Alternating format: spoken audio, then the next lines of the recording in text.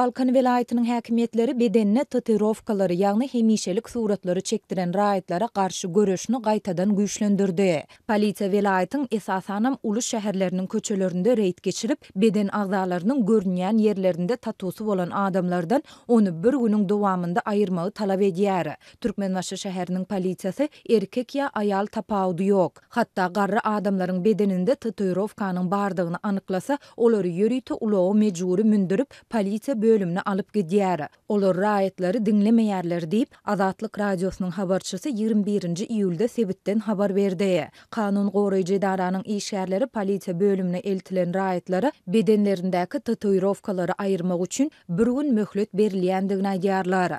Raýatlar tatuny bir günüň dowamında aýyrjakdygy barada düşündürüş hatyny ýazmaga mejbur edilýärler. Polisiýa işgärleri bu çärelerin ýokurdan we dilden berilen görkezme esasyna alınıp barlyanyny aýdýarlar. Raýatlara munyň sebäpleri düşündirilmeýär.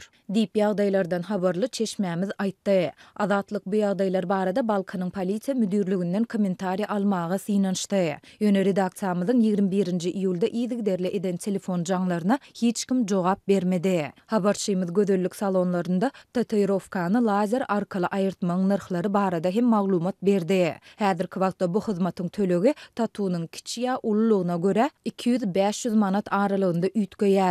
Soňky ýyllarda habarçylarymyz endamyna suratlary çekdirýän we dürli ýazgylary ýazdyrýan raýatlaryň köpelýändigini aýdýarlar. Olar ýaşlaryň, hususan da gyýdylaryň budunda, iňjiginde we bileginde kiçirek surat çekdirýändigini belleýärler. Türkmenistanyň häkimetleri bedenine tatuировкалary çekdiren raýatlara, hususan da aýal gyýdylara garşy göreşini baryp 2019-njy ýylda güýçlendiripdiler. Göreşiň sebäbi barada açaçan maglumat bermeýän häkimetler şonda aýal gyýdylary esasanam daşary ýurtlarda işläp gelen raýatlary soraga çekipdiler. Bu habarlaryň arasynda ýurdun hökümetçi neşirlerinde tatuировкalaryň zyany we ölüm howpy barada maglumatlar peýda boldy. Ýöne Balkanlaryň ençemesi häkimetleriň tatuировка garşy nowatdaky göreşini raýatlaryň şahsy durmuş we öz bedenini özüniň hojaýyn bolmak erkinliginiň açaçan depelenmegi diýip häsiýetlendirýär. Men 1987-nji ýylda Moskwada gulluk eden döwrümne elime bir sany ýazgy ýazdyrypdym. Men häzir şol ýazgyny aýyrtmaga mejbur edildim.